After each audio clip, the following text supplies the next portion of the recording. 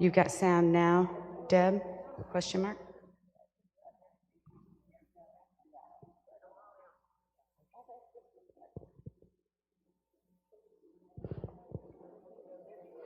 If you are listening online on YouTube, can you text me at 412-4640 and let me know if you can see and hear us?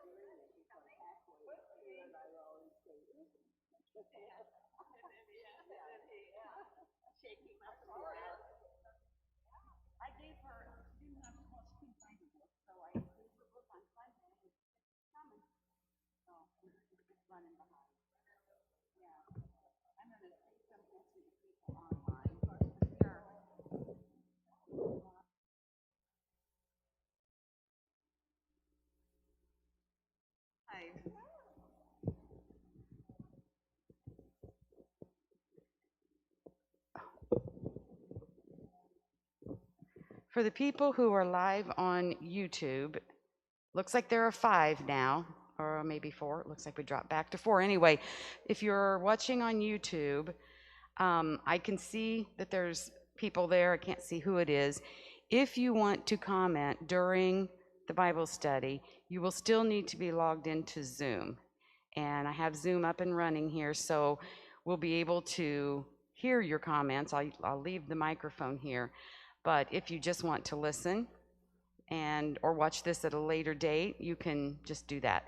If anyone wants to watch this again, for the people that are here or for the people that are online, if you know of someone who didn't get to join in, it will be live tomorrow. It takes overnight to upload so that you can watch it again on YouTube. But if you're live online and you want to make a comment, get on Zoom, or you can always text me if you don't need to be heard.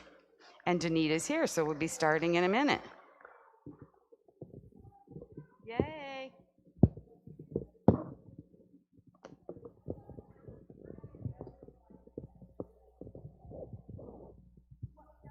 Sure. You can, well, really, let me show you. Let me show you.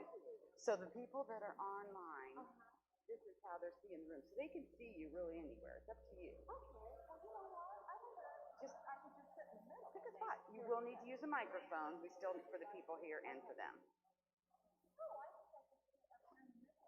They can hear, Aaron.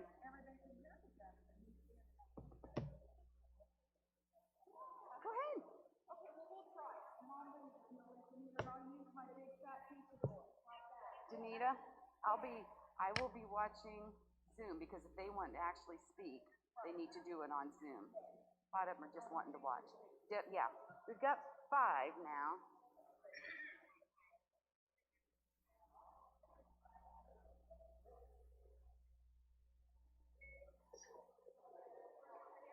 How can I can't tell who's online, can I? No. I mean, if there's 5 there. There's 5. Yeah. But I'm may sure. even, yeah, it may even be people that aren't there. Yeah. You'll need to use a microphone. You are listening online on YouTube. Okay, I don't need to hear that. That was me.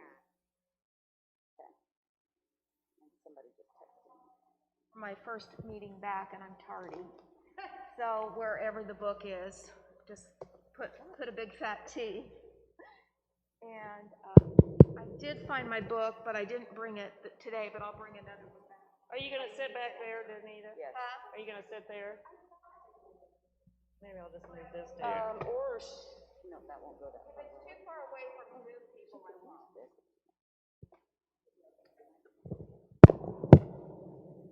I don't like being at the front of the room too much. Okay. Let's get it up closer. Okay. How about now? Can you hear me better? Becky, Okay. Can you hear Becky okay? No. Am I better at, oh, I get the big one. Woohoo! I need the big one. Tuesday morning, live. It's okay, I've got some jokes to start with. We probably need them. Okay. If you're on YouTube, would you put in the comments? Can you hear me now? Who's on? Okay, can you hear me now? Everyone can hear me. Can you, Becky, hear me?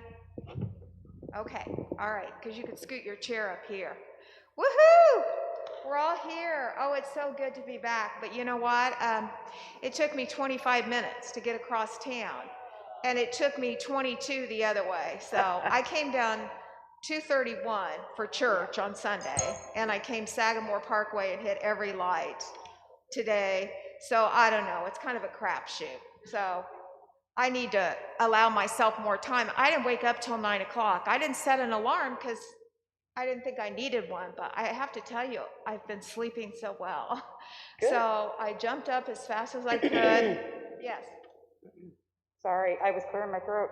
Oh, I jumped up as fast as I could, and yesterday I just now started on my clothes, lady, so please be patient. But I found this new dress. Imagine that. It still had the tags on it. I have no idea where it came from. But since it was in my bag, I'm taking it. I figure I bought it at some point in time. So how is everybody doing? Everybody holding up? And it's good to see your faces. Well, let's go for prayers and blessings, because I know we have a lot of those, and joys and celebrations. So who would like to share? We should have kept that mic, but that's okay. Who would like to share this morning? Yes. Oh, praise the Lord. I didn't know he was there, but I'm glad to know that. Really? And when he got back, somebody broken into his car. Oh.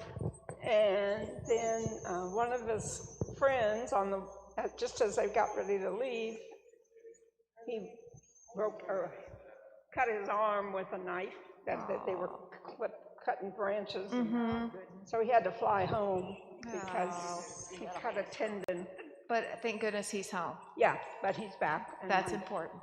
And my grandson got back yesterday. So. Good. They couldn't hear you down there. You have to hold the mic like this. Oh, well, I was looking for my hearing aids. I feel like we're holding up the church with our masks on.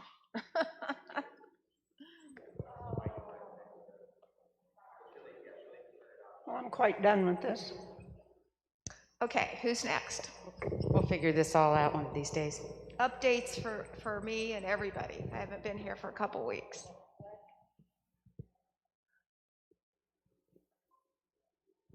How about online? You ladies that are on Zoom, I see we got Sheila on Zoom. And Sheila. Hi, Sheila. you can't hear us? No. The people on YouTube can hear us. Sheila, we can hear you. You got anything to share?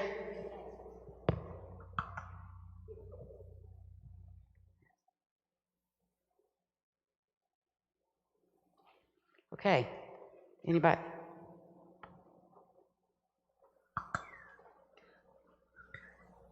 If you're on YouTube and you want to speak, you'll have to sign into Zoom, and then you can actually talk through that. Otherwise, if you've got any comments and you don't want to sign into Zoom and you're on YouTube, you will need to put it in the comments. And I see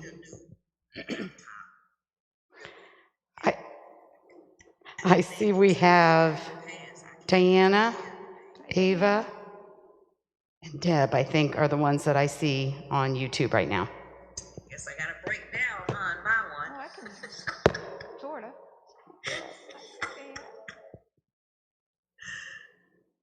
Okay. She can't hear us, so. What happened to her? Diana, the group wants to know, how you are, and you just told me chills and fever are finally gone. So. Has she been sick? Hopefully on the mend. Did you ever get tested, Diana? I guess she's over there. We'll look at the camera.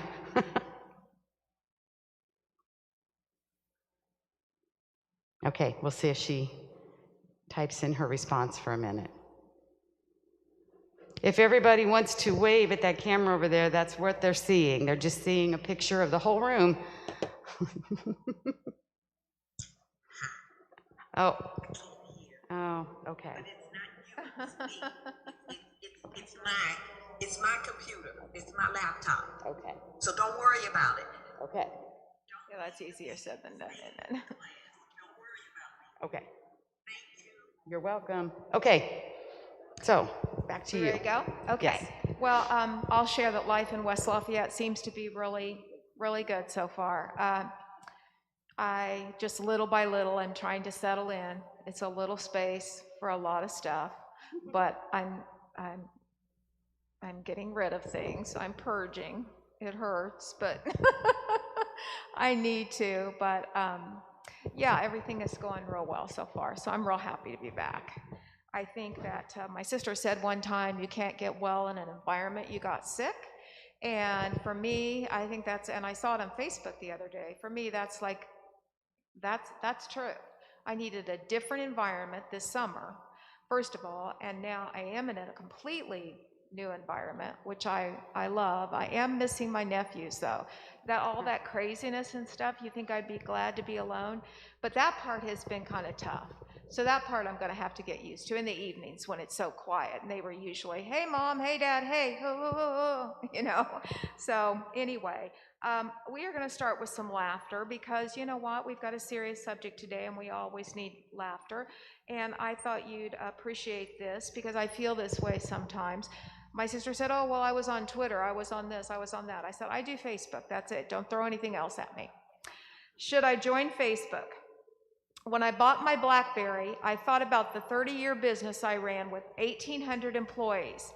I did it without a cell phone that plays music, takes pictures and videos, and communicates with Facebook and Twitter. Under duress, I signed up for Twitter and Facebook so my 7 kids, I think that's why we all do it, their spouses, and my 13 grandkids and my 2 great-grandkids could communicate with me in a modern way. I figured I could handle something as simple as Twitter with only 140 characters of space. That was before one of my grandkids hooked me up for Tweeter, TweetTree, T-Whirl, TwitterFawn, Tweety, and Tweeterific, TweetDeck, TwitPics, and something that sends every message from every other texting program to my cell phone. My phone was beeping every 3 minutes with the details of everything except the bowel movements of the entire generation. I'm not ready to live like this. I now keep my phone in the garage in my golf bag. The kids bought me a GPS for my last birthday because they say I get lost every now and then going to the grocery store or library. I kept that in a box under my workbench with the Bluetooth, it's red, phone I'm supposed to use when I drive. I wore the Bluetooth device once while standing in line at Barnes & Noble talking to my wife. Everyone within 50 yards was glaring at me. I had to take my hearing aid out to use it, and evidently I got a little loud. The GPS looked pretty smart on my dashboard, but the lady inside that gadget was the most annoying, rudest person I had run into in a long time. Every 10 minutes, she sarcastically said, "Recalculating." You would think she could be nicer. She sounded as if she could barely tolerate me. She would let go with a deep sigh and then tell me to make a U-turn at the next light. Then if I made a right turn instead, well, it was not a good relationship. When I really get lost now, I call my wife and I tell her the name of the cross streets. She is starting to develop the same tone as Gypsy, the GPS lady, but at least she loves me. To be perfectly frank, I'm still trying to learn how to use the cordless phones in our house. We've had them for years, but I still haven't figured out how I can lose 3 phones all at once and have to run around digging under chair cushions and checking bathrooms and the dirty laundry baskets when the phone rings. The world is just getting too complex for me, even when I go to the grocery store. You would think the checkers could make a simple decision, but this sudden paper or plastic every time I check out just knocks me for a loop. I bought some of those cloth reusable bags to avoid looking confused, but I never remember to take them with me. Now I toss it back to them. When they ask me paper or plastic, I just say, "Doesn't matter to me, I'm bisexual." Then it's their turn to stare at me with a blank look. I was recently asked if I tweet. I answered no, but I do toot a lot. Don't you just feel that way sometimes? I love my phone, but I just want to turn it off because I don't need to know the whole world's business. And, even just checking out, the self-checkout at the grocery store, it doesn't fail. Whatever I have, the cashier has to come over, and I feel like I have to go like this, as fast as I can. But anyway, I thought that was cute because I think we all, our grandchildren, primary age kids feel so comfortable with all those devices, don't they? But I wouldn't want it any other way. I liked, well, not really, typing my research papers and putting the footnotes underneath and realizing you typed a whole page and you forgot your footnotes and having to go back. And they don't know how easy they have it in some respects. I hope everyone's kids, grandkids, friends that you have that are back in school. Lafayette schools haven't started yet, though, have they? No. Have they? The 20th, okay. Most of my friends have started, that you've started back safely. I did see 30%, I get a paper now, 30% of Jeff's students have opted for e-learning. I don't know how, honestly, how that's gonna work. I hope it works okay. We just have to pray for their safety and their security. I think that everyone has done everything they can. I did see a cute little post yesterday from a friend, and she got tubs, and she made a reading tub for each kid, so they sit in their tub and read. And then my hairdresser, she's using yoga mats. And that's where they'll they'll eat and things like that. So, I mean, I think the teachers have been very creative about how they're going to do this social distancing, because it's tough with 25 desks in a classroom. I mean, I remember none of my classes were real big, but one year I did have a big one. I couldn't even get down the aisles hardly. So anyway, I hope all goes well. I will tell you that I talked to a lady with 4 children on, I met a new friend on, well, one day. I don't know what day it was, Saturday maybe. And she said her 2 boys had opted out. They are high school. So they had opted out and were going to do e-learning. But her 2 little kids were going to go to school. And she said, I may have to hire a tutor for those 2 boys. I went, I'm available. Yeah. She goes, I want to warn you, they're 16 and 17. I said, I'm available. So she took my phone number, and I really wouldn't mind doing something like that. Sure. Not every day, but if they have questions or they're having a tough time.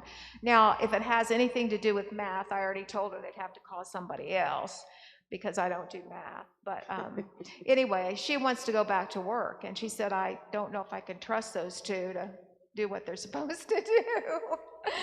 So anyway, so I enjoyed the lesson this week. It's called His Strength in Our Weakness, and to be honest, I didn't know what that meant when I read that title. I thought, His strength in our weakness. Now wait a minute. What does that mean exactly? So first of all, before we start and Jan, you did a wonderful, Jan? Pam, I'm sorry, I knew that. You did a wonderful job last week, so forgive me if I repeat, because I didn't hear any of it. But anyway, this week I looked up strength, and the first thing it said, which I think most people think, is physically strong. I found out I'm not physically strong like I used to be. I counted 18 bruises on my legs from just shuffling stuff around. And so, we do lose our strength as we get older, but I think that's the first thing when you hear strength. But that isn't what it means to me. It's not just physical. What else does strength involve? Emotional, absolutely. Mental, right? What goes on up here? We're our worst enemies sometimes, and God knows that. And in our weakness, He wants us to admit that we cannot do it by ourselves. And sometimes we are determined to figure out something on our own, and it's only when we need Jesus the most that we tend to not want to admit that about ourselves. So it also says, the definition says, power to resist force, toughness. And they gave examples of strength, which I don't know, I guess I hadn't thought of this. Enthusiasm is an example of strength. So enjoying life, I think, as you live it, is probably an example of strength. Trustworthiness, discipline. Now, I know discipline takes strength, and I think we've all been through something that we needed to have a little more discipline. I did find out that I can order and have things delivered now. Well, I always knew that with Amazon, but this is with food. So I ordered my first pizza the other night, but I was real proud. I'm making 4 meals out of it, although I could have devoured the whole thing. But discipline in everything we do, the way we live our lives. Patience. I learned that in school. I admit I didn't have a lot for my son when I came home. Respectfulness is a strength. Respectfulness. Determination and dedication. And so when we hear that word strength, we think of all those. It says, I'm going to read the 2 Corinthians 12:9, and then I'm going to read by this section by Charles Spurgeon. Each time he said, "My grace is all you need. My power works best in weakness. So now I am glad to boast about my weaknesses so that the power of Christ can work through me." How many people are willing to boast about their weaknesses? Not just talk about them, but boast about them. Have you ever thought of doing that before, really? Because we look on weakness as somebody that just can't do what they're supposed to do. And then this Charles Spurgeon, whom I'm sure you are all familiar with, even in my basic study of the Bible, I have seen his name. We may have done one of his studies. He was an English Baptist preacher known to some as the Prince of Preachers. Are you mourning over your weakness? Take courage. You must be conscious of weakness before the Lord gives you the victory. Your emptiness is the preparation for being filled with God's strength. Being cast down is the making ready for your lifting up. When I am weak, then I am strong. That's a song. Grace is my shield, and Christ is my song. What do you think about that? That whole bit. The part that really gets me is being cast down is the making ready for your lifting up. How many have experienced that lifting up after being at your lowest? Probably everybody. Does anybody want to share? Because I got lots of I got lots of things I could share, but I don't want to talk the whole time. Pass it around. Time to share. Time to share. Too personal? Sometime when you were really down, you were weak. Well, how many of you have failed to ask for help when you need it? Absolutely. Yeah, I know. Okay. Well, and sometimes, as we know, we ask for strength. My mom every morning, I think I told you, woke up and said, Lord, give me strength to get through this day. And she needed it with 5 kids, 5 and under. Trust me. That's where the watch what you ask for comes in. Right. Sometimes you ask for strength and it's like you feel like you get tested. Right. And I always thought, well, what does she need to be strong for? Well, now thinking back, I realize. And my mom became, she was not on the exterior a tough lady, but at least in my mind, she had a tough mind, but she was a little woman, thin, and I know my dad's parents didn't want my dad to marry my mom because they didn't think she'd make a good farm wife. She was a city girl, and she probably weighed 110 pounds, dripping wet, and she didn't think she would be able to do the physical work. And I was amazed at what she was able to do, to put out a full garden, to put up the chickens, to go out in the middle of the night. I'll never remember my dad coming in and saying, Sarah, the cows are out. Anybody who grew up on a farm knows the cows always get out. And her getting up in the midst of sleep, which she dearly needed. Just the fact that she could get out of bed every morning knowing what she was facing. And she was a kid. She was 19 when they got married. 20 when she had me. 28 when she had the 5th one. And I think about how tough she was, and that rubbed off on all of us. My mom and my dad both did, but that strength in the Lord is something she always preached to us. And it's funny how those memories come back to you, but when I read this, I kept coming back to her, and I wish I'd appreciated it more. But anyway, let's go on. Oh, this is about the missionaries. This is an amazing story. Did you read it? Anybody read it? Okay, who would like to reread it for us? God's strength in weakness. My aunt and uncle, by the way, were missionaries. They left Crawfordsville, Indiana, when their oldest son was a freshman in high school, and then he was the oldest, and then they didn't think they were going to have any more children. Then there were 5 years between him and his brother, and then they had 3 more. Sold their farm very quickly because my uncle and aunt just felt called to preach and to do for others. And so I can relate to this story a little bit. Who would like to read? Somebody, please. Or a part of it. Okay, thank you. Hang on. Who said yes?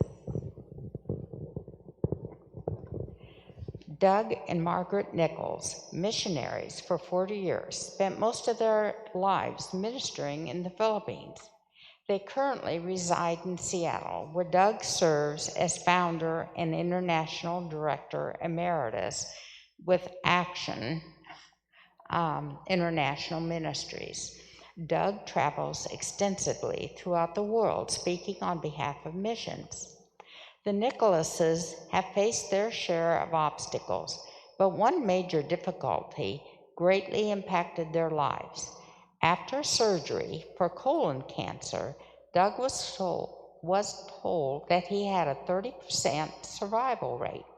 A year of radiation and chemo left him weak, and he and his wife knew that the end might be drawing near.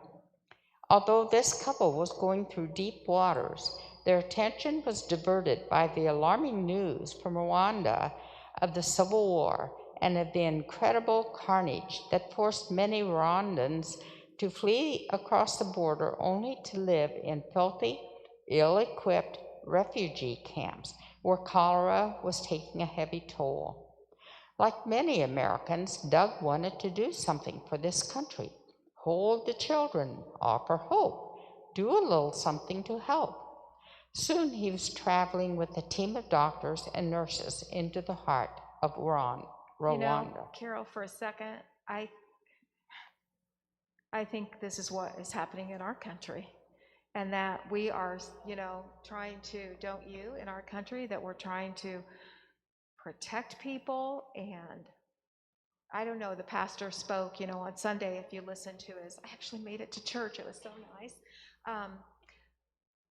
spoke on what's going on in our country. So I think we can, I don't know if there was ever a time where they'd say Rwanda and I'd say, well, that's what I feel like we're becoming in some ways. And yet I feel like I'm really protected by what's going out there and on there in the real world. Okay.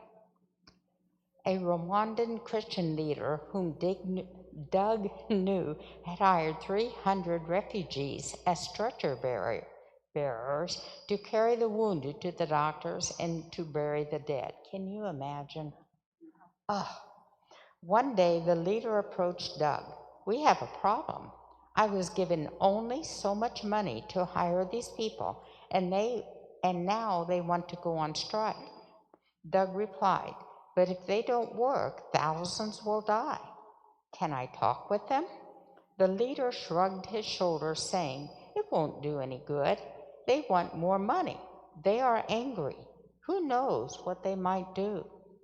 After calling the workers together, Doug walked over to an old burned-out school building and, standing beside an interpreter, began to speak. "I can't possibly understand the pain you've experienced, and now seeing your wives and children dying of cholera, I can never understand how that feels.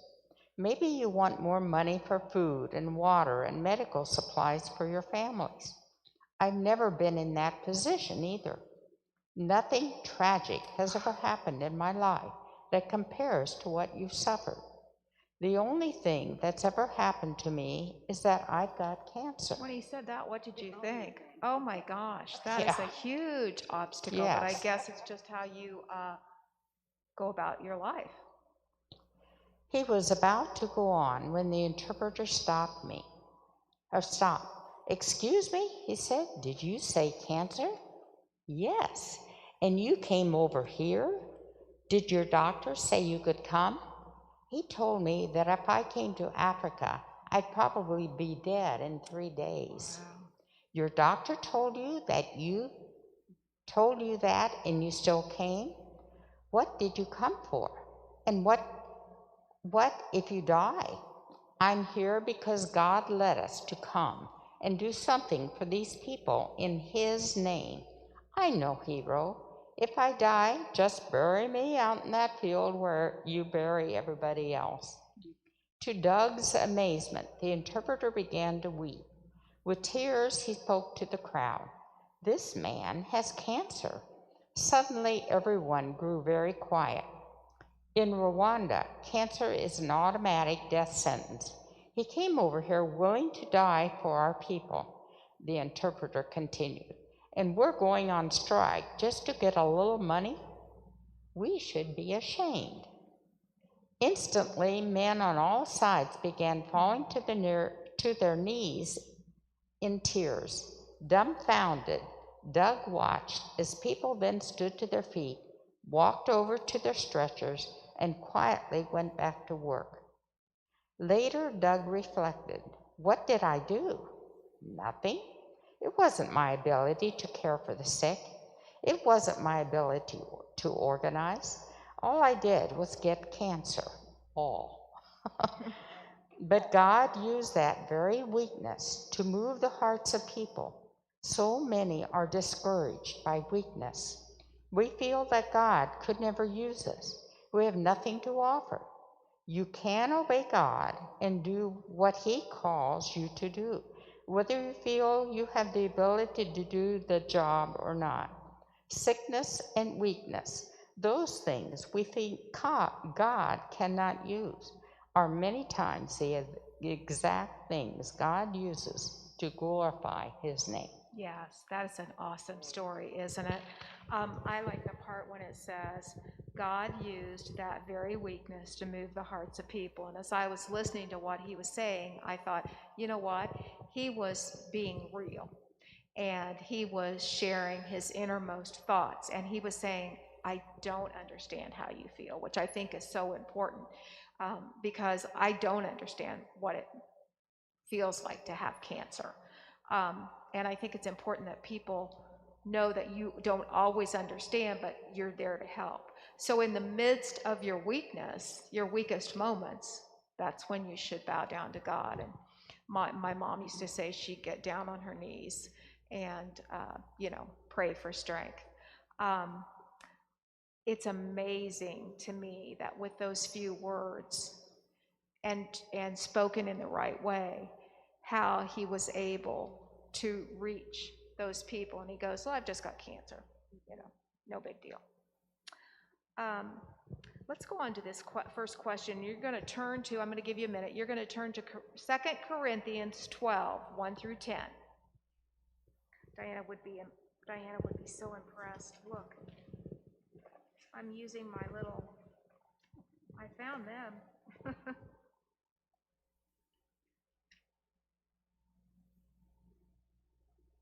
I also used, someone gave me, I don't know who, someone gave me a Serendipity Bible.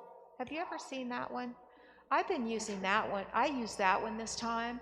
It has themes in it and things, but it posts questions out to the side with verses. And I don't know who gave it to me or how I came about to get it, but it is really worth it. And so I've got some questions here based on this biblical passage. So it says, the Apostle Paul wrote to the Corinthian church, if I must boast, I would rather boast about the things that show how weak I am. Paul could speak from experience, for he knew firsthand the value of weaknesses. Second. Read 2 Corinthians 12, 1 through 10. What was the process by which Paul turned from relying on his own strength to relying on God's strength? And as we read this, I want you to look at how he mentions all the different gifts that we have. And so it's 1 through 10. And interestingly enough, we have read this before. Almost every passage I have marked today, I have already marked up. So somewhere along the line, we read this. So who would like to read 1 through 12, 1 through 10? Paul's vision and his thorn in the flesh.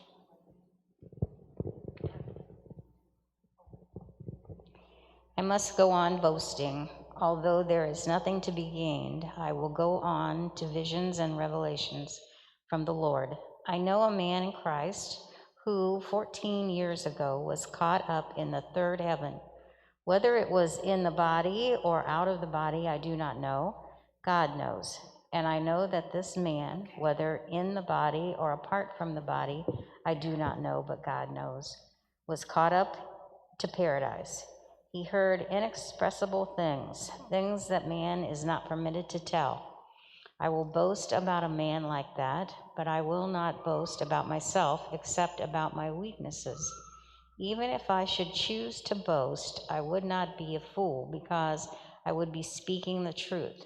But I refrain so no one will think more of me than is warranted by what I do or say.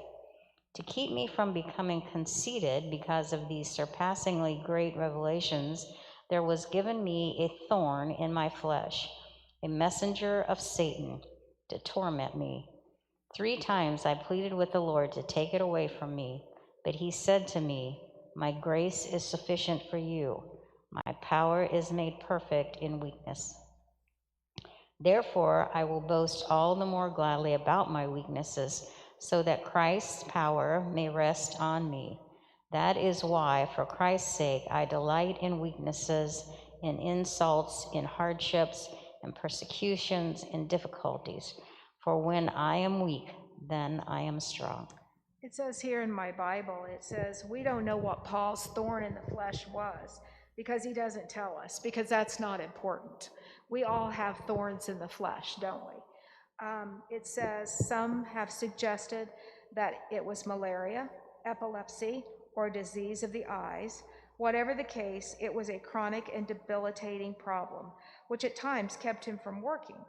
This thorn was a hindrance to his ministry, and he prayed for its removal, but God refused.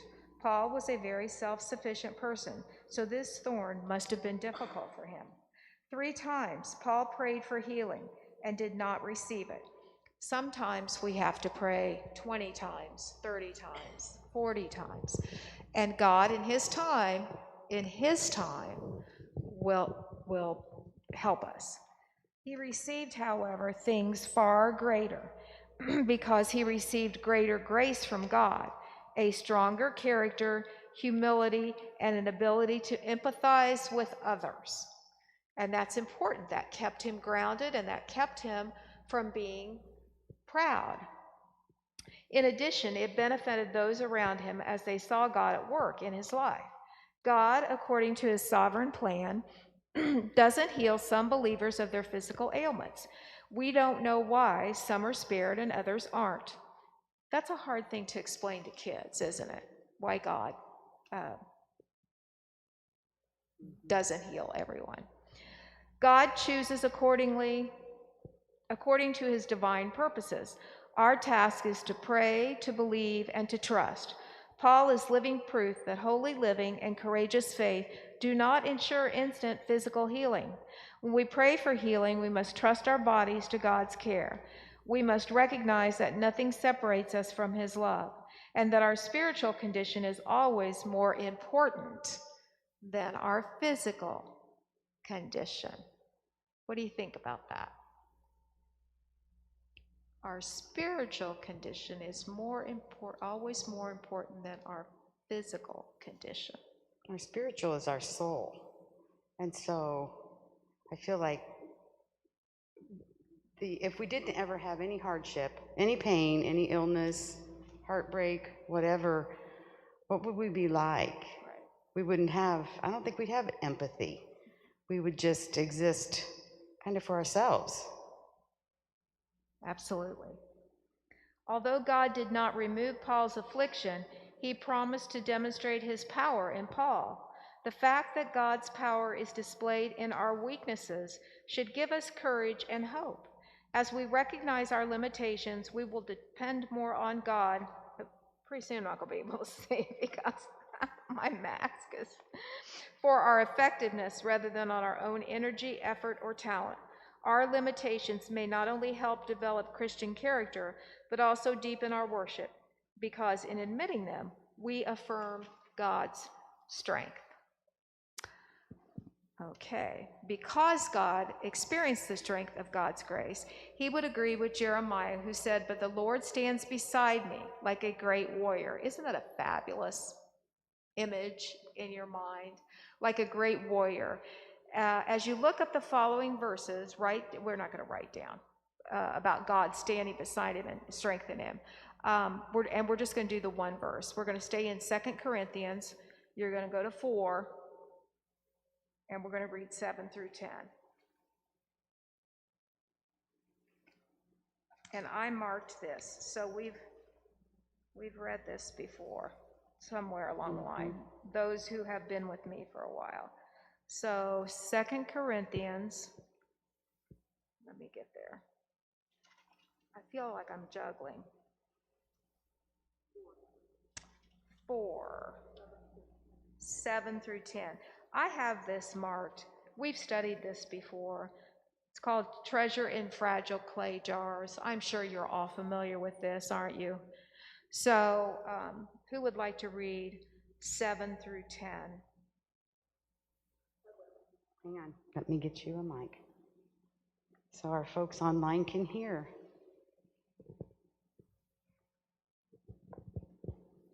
Now we have this treasure in clay jars, so this extraordinary power may be from God and not from us. We are afflicted in every way, but not crushed. We are perplexed, but not in despair. We are persecuted, but not abandoned. We are struck down, but not destroyed. We always carry the death of Jesus in our body, so that the life of Jesus may also be displayed in our body. I want to read this to you, and then I'm going to ask you the question, how did the light of Christ first break through in you? When do you first remember the light of Christ in your life? It says, Paul reminds us that though we may think we are at the end of our rope, we are never at the end of our hope. Who's been at the end of their rope? Who's been at the end of their hope sometimes? Absolutely. Our perishable bodies are subject to sin and suffering, but God never abandons us. God never abandons us. He is the one true, He is the one true person, I guess I shouldn't call him person, the one true being that, I never get phone calls, the one true being that is by our side when we do think we have been abandoned. And that is so comforting. So those nights when I have felt lonely, I have felt that, I'm not here alone. So because Christ has won the victory over death, we have eternal life. All our risks, humiliations, and trials are opportunities. Has anyone taken an opportunity from a grievous situation, or from a hopeless situation, or from a situation where you've been hurt by someone else? Have you made that into a victory for yourself? Anybody? Well, I have. I hate to talk all the time, but the last year and a half, I've beat myself up a lot, and I'm still asking myself a lot of questions about what happened to my strength and my glory to God and all of that. And I keep coming back to, and I hate this because I don't want to feel this way, that I don't, and it's a strong word, hate the person that made me feel that way. I hate that I let myself succumb to something that was for me very demeaning and hurtful. And because I don't like to use the word hate. And so I'm trying to get away from that. I'm really trying to ask God to quit thinking about that in my head, but it comes up every day. I hate that you let me be vulnerable. I hate that these hate statements, and I have to get these out of my head or I won't heal. I know that. And I don't know why I was so weak. I don't know what happened to my strength. What? I what? I'm human. That's right. I've been physically ill, as you know, but this is unlike anything I've been through in my entire life. It's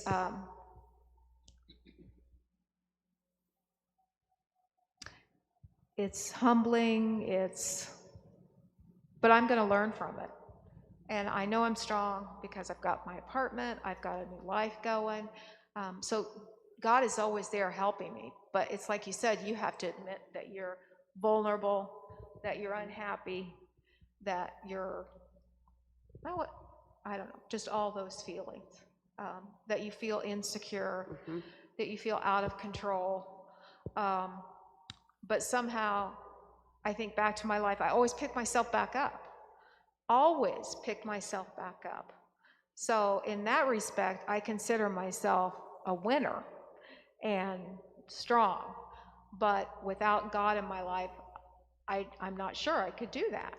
And I'm so glad I found this church when I did, and this group. It's just like teaching this group. You helped me so much by your care and your strength and the experiences that you have been through, that you have no idea how much this group means to me. I know I'm off the topic again, but I look at your strength and the things that you go through and the things that you have been through, and you're still here, and you're still loving, and you're still non-judgmental, and you're still human, and that gives me strength every day. This is the highlight of my week, Sunday and Tuesday, and that's why I wanted to get back to Lafayette so badly. And yes, I'm getting my hair done in just a little while. But somebody said, do you have enough to do? I said, not yet, but I will have, because I know that God will give me the strength to seek out some other places where I can volunteer or work or do something else. But my strength comes from the Lord, but it comes from all of you and the Lord that shines in you. And you have so many life lessons. People always ask me, what's my Bible study like? And I say, well, it's very diverse, but I said, I will tell you this, it is a group of women that are full of love. And they said, well, what do you teach? And I said, well, sometimes I don't teach anything. Sometimes we just talk and share stories. And I said, I've had to follow, even though I'm talking too much today, I've learned to follow your lead. And they said, well, why do you want to teach? And I said, because it gives me value. Doing this gives me value. Danita, I don't know of a human. I truly don't believe there is a human on this earth that hasn't gone through some sort of, lack of self-esteem or some hurt that has broken them in some way and then made them stronger in the end. I think that that's what life is about. Yep. A perfect example, Carol. And here you are. Horrible. You talk about not being in control. We were no control. We were downgraded. We were everything. And so, anyway. It was a battle. It was a battle that you won. And that's what I consider what a lot of us have been through. It's like a battle when the odds are against you, but you come up and out of it, I'm sure, a stronger person.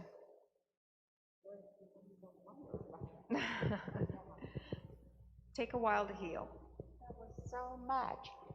I couldn't even think about asking God all the time before every situation to help us through it.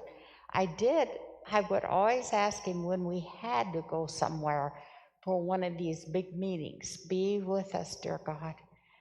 And I guess he was, but brother, they'd get us for even looking wrong. Your mom looked funny, or I don't know. I just never want to go in that situation again. Cannot imagine. So glad when it's closed. Right. Why do you think God let it last so long? What do you think that meant that God let it last as long as it did. Because a lot of cases are resolved very quickly. Oh, they thought this was just the worst case ever. And at times we had 16 or more providers coming in and out of the house, and they went through the cupboards, and oh, it just was unbelievable. And during that time, Carol, what did you do to develop trust in God? I mean, I know you had your faith that kept you strong. Yeah, but sometimes I don't think my faith was very strong through all of that. I mean, you know, when you're downgraded that much, and Brenda, I don't know how she made it through without a nervous breakdown.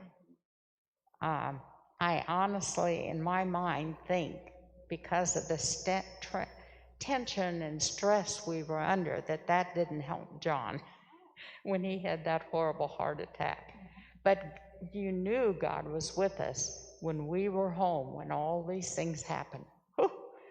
You know, but then I thought, when all this happened, how can we get through this yet?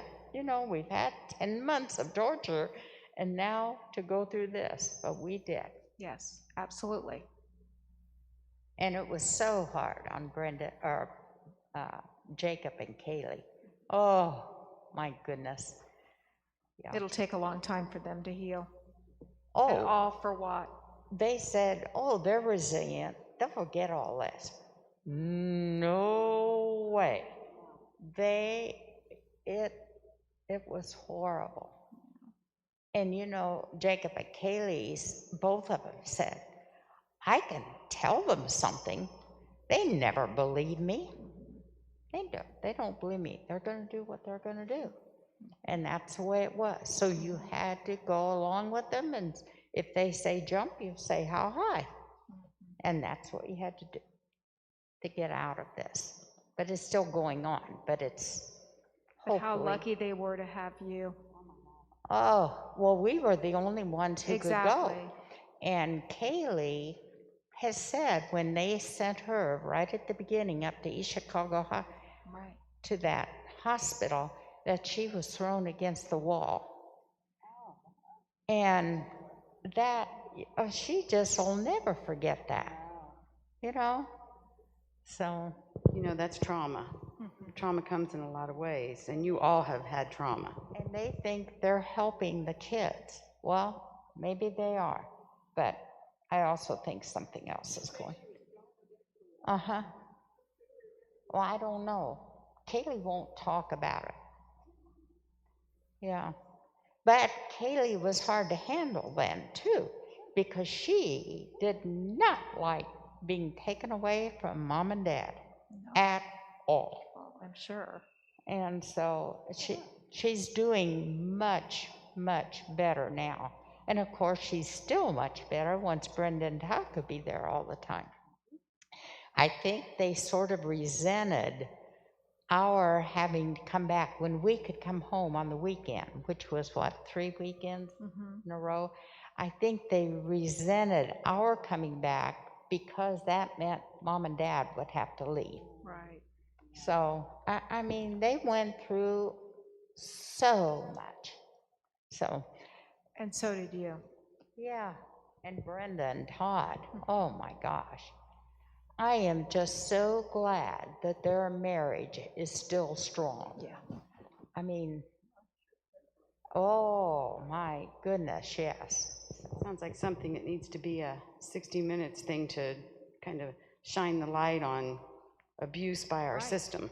Right. Well, you can't mention that. Nobody can do. That's just the way it is. So, anyway, all right. Well, I'm not sure that I picked this because we're older women, but it seems that every lesson has thoughts from an older woman. Yeah. So on page 31, I thought we'd finish up with this. It says, no one knows exactly, which we said, what Paul's thorn in the flesh really was. This in itself shows God's wisdom in the scriptures. If the thorn were identified, then we could not universally apply the penetrating truth found in his experience. We've talked about that over and over again with his parables. Thorns can make countless forms, physical, emotional, or even relational. No matter the cause, shape, or intensity, the universal remedy and the blessed comfort for each one is the sufficiency of God's grace. And I was thinking about this, it doesn't have to be a big thing like cancer or abuse. Whatever is bothering us, to us, is a big thing. And even the little things we need to remember to take to God. Whatever the thorn was, the net effect for Paul was torment. And I'm not going to go through all the Greek stuff there because I don't speak Greek. Paul's stake was not an isolated episode. It repeatedly came back to plague him, like the school bully who waits each day for his victim to round the corner. We have a lot of bullies in our country right now. As much as Paul wanted this splinter removed, he was able to understand and then to rejoice in God's beneficial purpose. This was a hand-picked agitation specifically sent by God to keep Paul from being proud. Herein is our comfort. God's purpose is to conform us to the image of Christ, and often he uses thorns to do so, but accompanying his purpose is his amazing grace and empowerment. God is a great giver of strength, for when we are without strength, we are dynamite. I experienced God's power in a special way when I was scheduled to tape a DVD series to complement one of my Bible studies. Although I enjoy speaking, I was fairly apprehensive about recording all 11 sessions in 2 days, a daunting task for an older woman like me. A few days before the taping, I experienced a wrenching bout of food poisoning. I've never had food poisoning, but I've heard it's terrible. I was dealing with an ongoing infection, and the day before the recording, I had to make an emergency visit to the dentist. Although, now, I have a trip to the dentist next month, and to me, that's a traumatic thorn in my flesh. I'll just tell you that right now. Although I had a long list of things to remember to bring and do, I was blessed and grateful to have several friends come alongside to help. My main concerns were my notes, looking presentable, and providing for the video director who was staying as a guest in our home. The project was quickly becoming overwhelming, and I was definitely moving out of my comfort zone.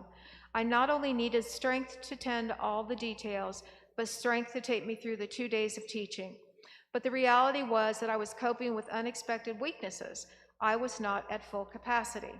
So like Paul, I entreated the Lord, Father, here I am. I am more than conscious of my weakness, even when all my ducks are in a row, but now I feel helpless. As I said earlier, my mom wasn't a strong woman in the physical sense, and kind of puny in some ways. And I remember her telling me, of course we didn't realize it as children, that she was so sick that she couldn't get out of bed several times, and she knew she had to get out of bed because who was going to take care of her 5 kids? And now I can't imagine that because she didn't have any help, and so she asked the Lord. I mean, my grandma would have come and stayed, but she said somehow I made it through the day. So like Paul, I entreated the Lord. Father, here, I read that. The Lord said to me, my grace, my favor, and loving kindness and mercy is enough for you.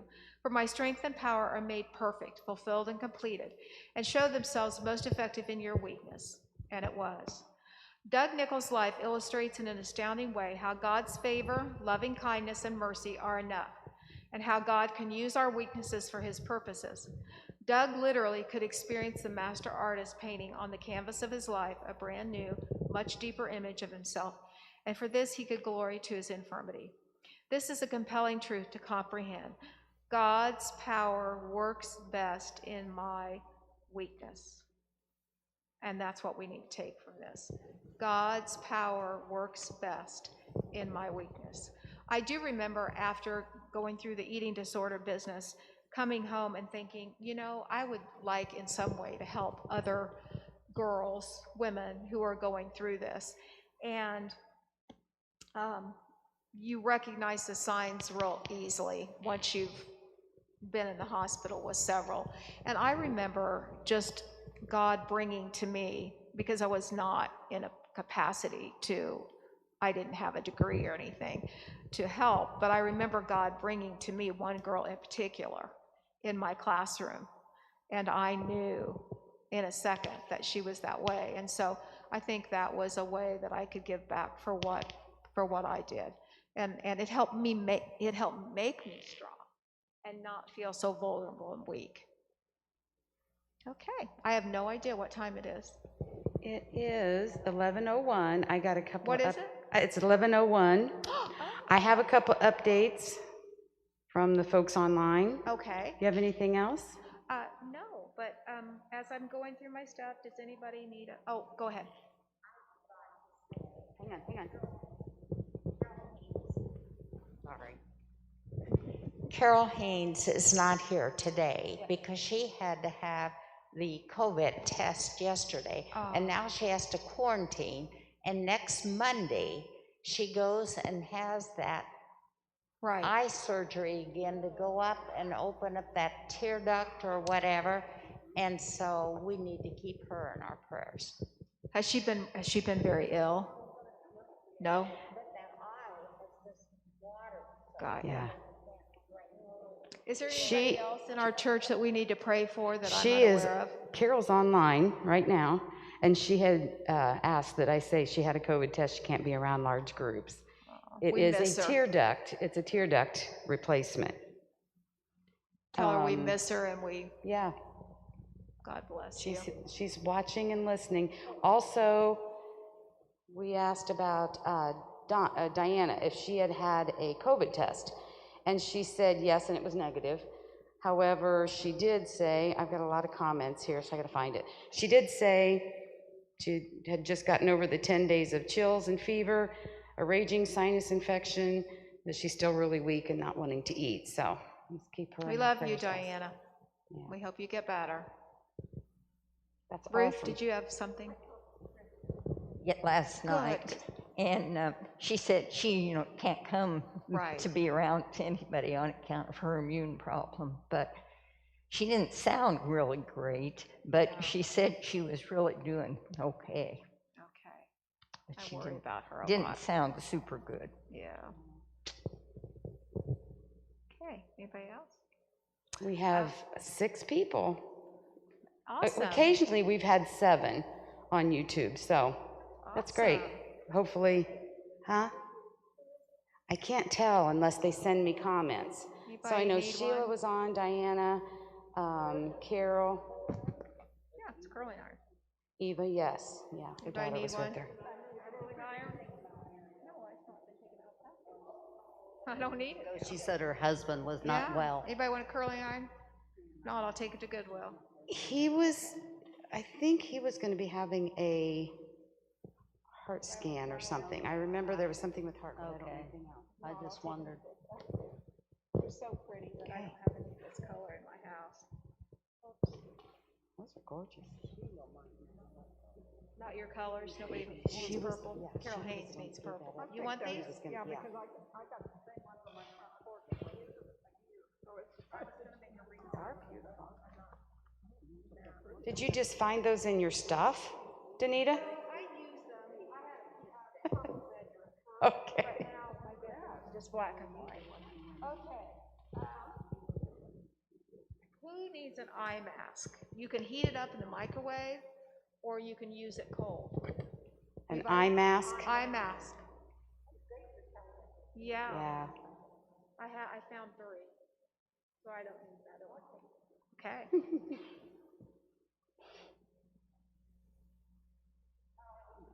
Does anybody have pink in their house? Pink, because I never used this either. This came from Pier 1, and it's, Oh. yeah. Anybody have somebody to give it to? Betty, you want this? Okay.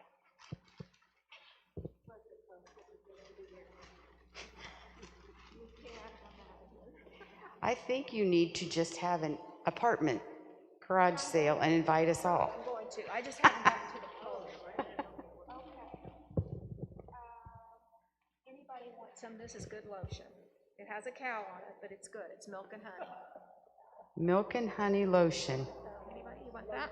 A cow. Cow? But she has a cow on. Yeah. No. Okay. Soap, because I found several of these same kind too. It's hand soap. Anybody got a pink bathroom? I don't know. It's just French rose hand soap. I'll take that. Anybody want French rose? I'll take like it. this?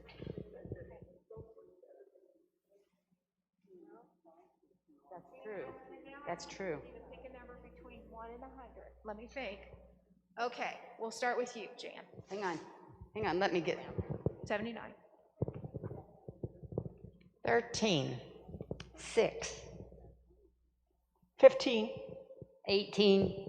23. Oh, That doesn't matter. No? because I have something. We were talking. Oh, a number between 1 and 100. 98. 2. 65. 23. Oh, you don't get to. No, I'm trying to get rid of. 50. Okay, the number was 5. Oh, 5. Who is that? She said 2, though. Is anybody Okay, closer? you said what? She. You said 2. Okay. Who had 6? Yeah. Okay, so you're closest, right? Yep. Okay. Okay. Deb, wait a minute, Danita. But I just wanted to show you. Can you send these online? Because Deb said 55, so. Yeah, I forgot about the online. Sorry, people online. We'll have to remember you. Mr. Ruth, though, today. Don't worry, there's plenty more where that It came is from. gorgeous. You never get. Yeah. I can't find birthday gifts, so I still have them for everybody that I've missed, but I can't find them. So,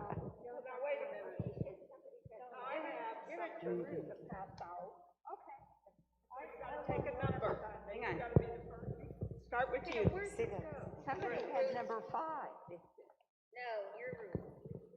5 was the winning number. No, she had 2 down there.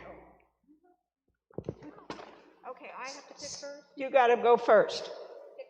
between 1 and 100. 54. You got it exactly. There's no sense in anybody else trying. Holy cow! How did you do that? Winner, winner. Here I was born. Thank you. I don't know if I deserve this, but I'll take it. It won't take up much room in my apartment. Nothing that you have to store.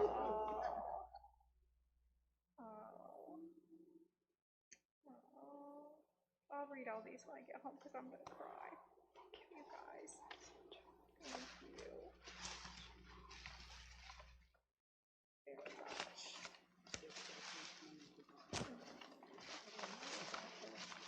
So, I don't know where this place is. Is it over in West Lafayette or? It's over on Rome Drive, like. Oh my gosh, I need it. Woohoo! I was looking at your toenails a little while Oh yeah, ago, I see so. Roma Drive. Oh my gosh, do I need this? Will they give me a new face? A massage or a facial? Hair, whatever. Oh, you guys are too good.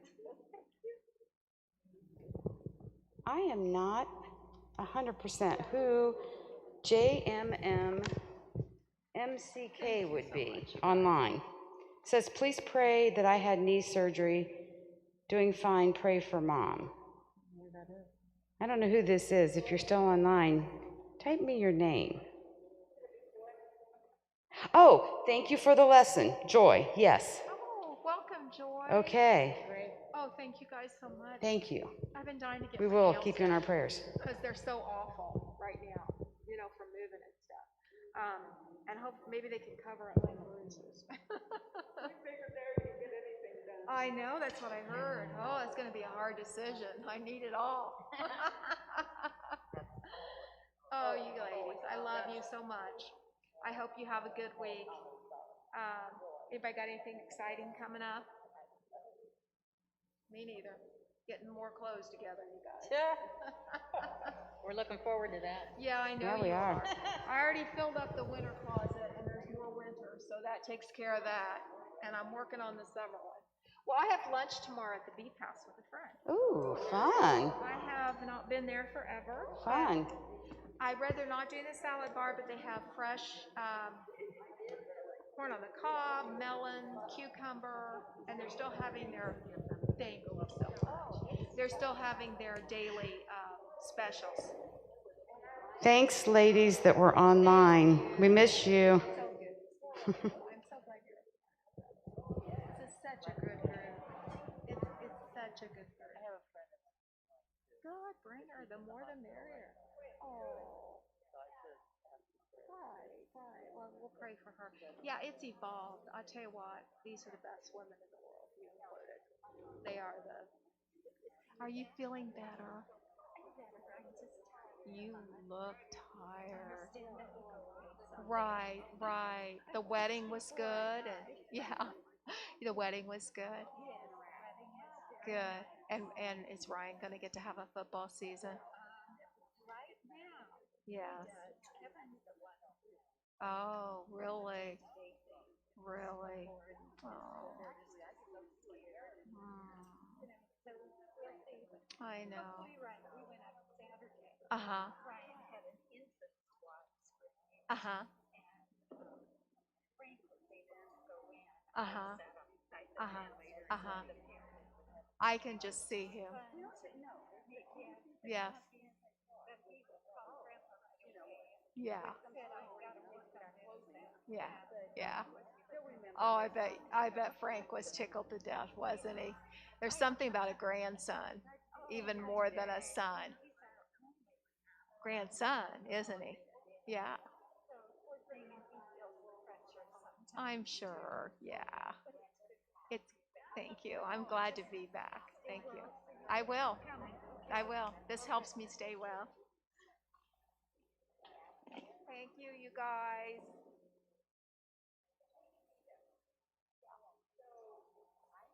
Starting next week, well, starting not this Tuesday,